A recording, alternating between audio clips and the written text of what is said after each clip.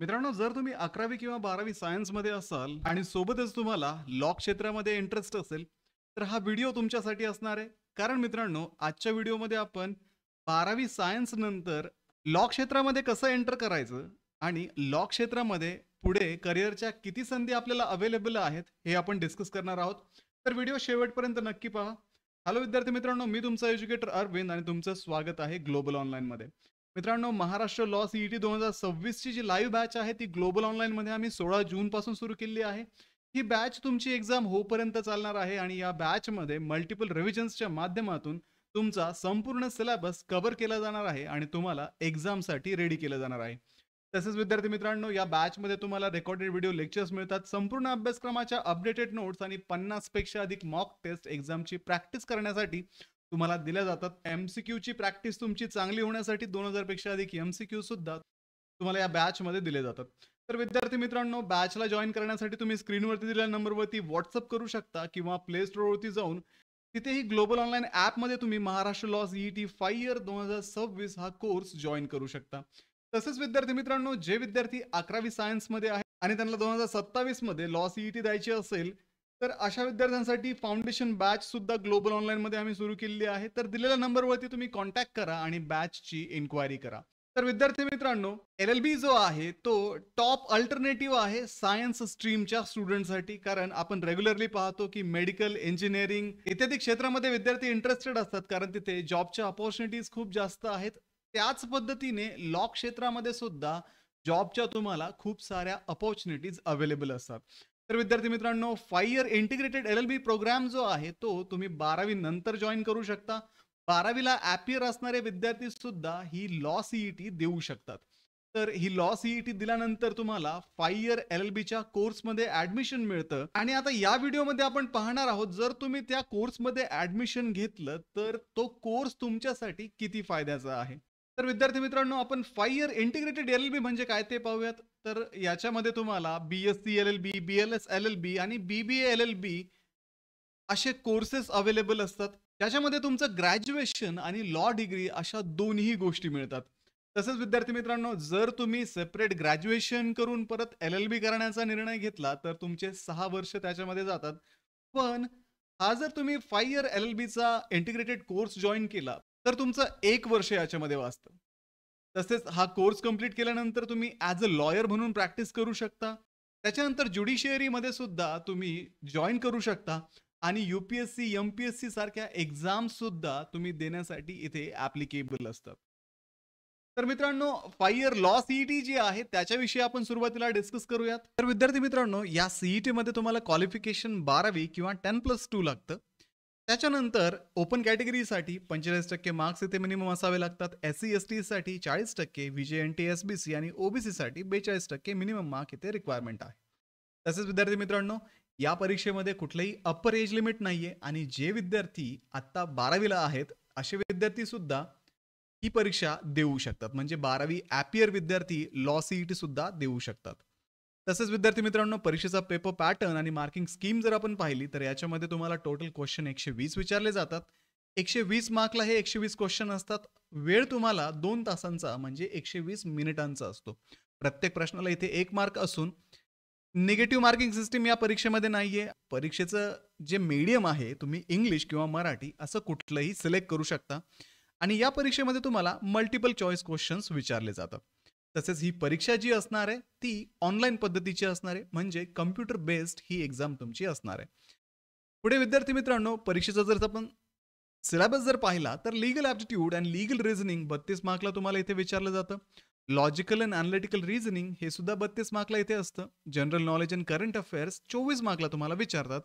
English 24 मार्कला आणि basic mathematics जे आहे ते 8 मार्कला तुम्हाला इथे विचारतात. तर विद्यार्थी मित्रांनो, या सगळ्या सब्जेक्टवरती ग्लोबल ऑनलाईनच्या लाईव्ह क्लासेसमध्ये तुमचं प्रिपरेशन करून घेतलं जातं आणि तुम्हाला एक्झामसाठी रेडी केलं जातं. तसेच विद्यार्थी मित्रांनो, या सगळ्या सब्जेक्टच्या तुम्हाला नोट्स पण दिल्या जातात आणि सगळ्या सब्जेक्ट्समधून तुम्हाला 2000 पेक्षा अधिक MCQ तसेच 50 पेक्षा अधिक मॉक टेस्ट दिल्या जातात, जेणेकरून तुमचं टाइम मॅनेजमेंट सुधारतं आणि आणि एक्झामचं प्रिपरेशन करणं तुम्हाला खूप सोपं जातं. तर विद्यार्थी मित्रांनो, आता 12वीचे विद्यार्थी जे सायन्स बॅकग्राऊंडचे असतात अशा विद्यार्थ्यांकडे एक एज असते. त्यांचं लॉजिक, प्रॉब्लेम सॉल्व्हिंग आणि रिसर्च स्किल खूप चांगलं असतं. तर या गोष्टीचा फायदा तुम्हाला लॉ सीईटी मध्ये होतो. सायन्सचे विद्यार्थी जे आहेत ते क्विक लर्नर असतात. त्यांना लवकर गोष्टी लक्षात येतात आणि कॉम्प्लेक्स लीगल सिस्टीम जी आहे ती पण तुम्हाला नक्कीच इझिली लक्षात येईल. तसेच विद्यार्थी मित्रांनो, सायन्स बॅकग्राऊंडचे विद्यार्थी जे असतात कॉम्पिटिटिव्ह एक्झाम मध्ये सुद्धा खूप चांगल्या पद्धतीने सक्सेस होतात. जसं की ज्युडिशियरीचे एक्झाम असतील किंवा यूपीएससीच्या एक्झाम असतील. म्हणजे थोडक्यात सांगायचं झालं तर सायन्स तुमचं बॅकग्राऊंड असणं हे एक ॲडेड ॲडव्हान्टेज आहे एक्झामच्या दृष्टिकोनातून. जे विद्यार्थी सायन्स बॅकग्राऊंड मधून येतात त्या विद्यार्थ्यांसाठी LLB नंतर तुम्ही सायन्सशी रिलेटेड असणाऱ्या सब्जेक्ट्समध्ये आपलं स्पेशलायझेशन करू शकता. जसं की इंटेलेक्च्युअल प्रॉपर्टी लॉ असेल, cyber and data protection law असेल, एन्व्हायरमेंटल अँड क्लायमेट लॉ असेल, medical ethics and biotech law आहेत, फॉरेन्सिक आणि क्रिमिनल लॉ मध्ये सुद्धा तुम्ही तुमच्या LLB नंतर स्पेशलायझेशन करू शकता आणि तुमचं करिअर याच्यामध्ये चांगलं घडवू शकता. तसेच विद्यार्थी मित्रांनो, 5 इयर LLB कोर्समध्ये तुम्ही एंटर केल्यानंतर PSC सेपरेट करण्याची गरज नाहीये. त्याच्यानंतर LLB करण्याची गरज नाहीये. 5 इयरच्या कोर्समध्ये तुमच्या दोन्हीही गोष्टी होऊन जातात. तसेच अगदी आयुष्याच्या 22व्या-23व्या वर्षीच इथे लॉयर होऊन जातात. आणि विद्यार्थी मित्रांनो, तुम्हाला अर्ली एंट्री मिळते. इंटर्नशिप असेल, प्रॅक्टिस असेल, ज्युडिशियरी प्रिपरेशनमध्ये तुम्ही लवकरात लवकर इथे सहभागी होता. आणि फ्रेश नॉलेज असल्यामुळं तुम्हाला या एक्झाम सुद्धा पुढे क्रॅक करणं सोपं जातं आणि लवकरात लवकर तुमचं करिअर इथे स्टार्ट करता येतं. LLB नंतर कुठल्या कुठल्या करिअर अपॉर्च्युनिटीज तुम्हाला अवेलेबल आहेत ते पाहूयात. जसं की ज्युडिशियरी असेल, ज्युडिशियरीमध्ये तुम्ही जज होऊ शकता. त्याच्यानंतर कॉर्पोरेट लॉ फर्म मध्ये तुम्ही जॉईन करू शकता. UPSC, MPSC इत्यादी एक्झाम सुद्धा तुम्ही देऊ शकता. आणि गव्हर्नमेंट मध्ये PSUज मध्ये जे लीगल जॉब्स असतात, जसं की RBI असेल, सेबी असेल, DRDO असेल, त्यांच्याकडे त्यांच्या लीगल डिपार्टमेंटमध्ये लीगल ॲडवायझर म्हणून सुद्धा तुमचं काम पाहू शकता. तुम्ही LLM करू शकता. त्याच्यानंतर लॉ क्षेत्रामध्ये जर तुम्हाला रिसर्च करायचं असेल, LLM केल्यानंतर या रिसर्च क्षेत्रामध्ये एंटर करू शकता. कुठल्या विद्यार्थ्यांनी हा LLBचा कोर्स करू नये ते आपण पाहूयात. जर तुम्हाला लॉ मध्ये अजिबात इंटरेस्ट नसेल तर तुम्ही LLB करू नका.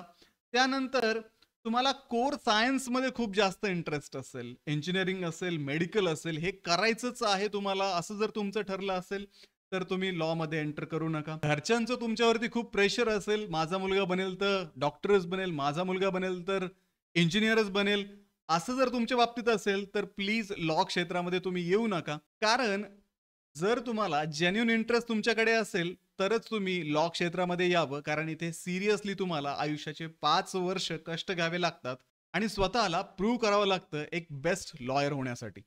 तर विद्यार्थी मित्रांनो, कुठले स्टुडंट या क्षेत्रासाठी आयडियल आहेत ते आपण पाहूयात. ज्या विद्यार्थ्यांना न्यायपालिकेमध्ये इंटरेस्ट आहे, न्यायदानामध्ये इंटरेस्ट आहे, पॉलिसी मेकिंग मध्ये इंटरेस्ट आहे, लीगल डिबेट्स मध्ये ज्यांना इंटरेस्ट आहे, असे विद्यार्थी या करिअरसाठी आयडियल आहेत. त्याच्यानंतर जर तुम्हाला लॉ क्षेत्रामध्ये क्युरिओसिटी असेल, रिअल वर्ल्ड ऍप्लिकेशन्स तुम्हाला करायचे असतील लॉचे, तर नक्कीच तुम्ही लॉ क्षेत्रामध्ये येऊ शकता. आणि जर तुम्हाला तुमच्या आयुष्याचे 5 वर्ष लीगल थिंकिंग बिल्डअप करण्यामध्ये, तर नक्कीच तुम्ही लॉ क्षेत्रामध्ये एंटर करायला हवं. तर विद्यार्थी मित्रांनो, फायनल वर्डिक्ट जर याच्याविषयी द्यायचं झालं, एका वाक्यामध्ये तुम्हाला जर सांगायचं झालं, जर तुम्ही 12वी सायन्समध्ये असाल आणि तुम्ही लॉ बाबतीत अत्यंत सिरियस असाल आणि करिअरची एक वेगळी वाट तुम्हाला निवडायची असेल, जिथं सायन्स आणि लॉ या दोन्हीचं तुम्हाला कॉम्बिनेशन हवं असेल, तर LLBचा कोर्स जो आहे तो नक्कीच तुमच्यासाठी बेस्ट आहे. हे सगळं सुरू होईल तुमचं ज्यावेळेस तुम्ही लॉ सीईटी क्रॅक कराल. आणि लॉ सीईटी क्रॅक करण्यासाठी टॉपच्या गव्हर्नमेंट कॉलेजमध्ये तुम्हाला ऍडमिशन मिळवण्यासाठी ग्लोबल ऑनलाईन तुमच्या सोबत असणार आहे. ग्लोबल ऑनलाईनची जी बॅच आहे ती 16 जून पासून आम्ही सुरू करत आहोत. या बॅच मध्ये एक्झामच्या दृष्टिकोनातून तुमचं कम्प्लीट प्रिपरेशन करून घेतलं जाईल.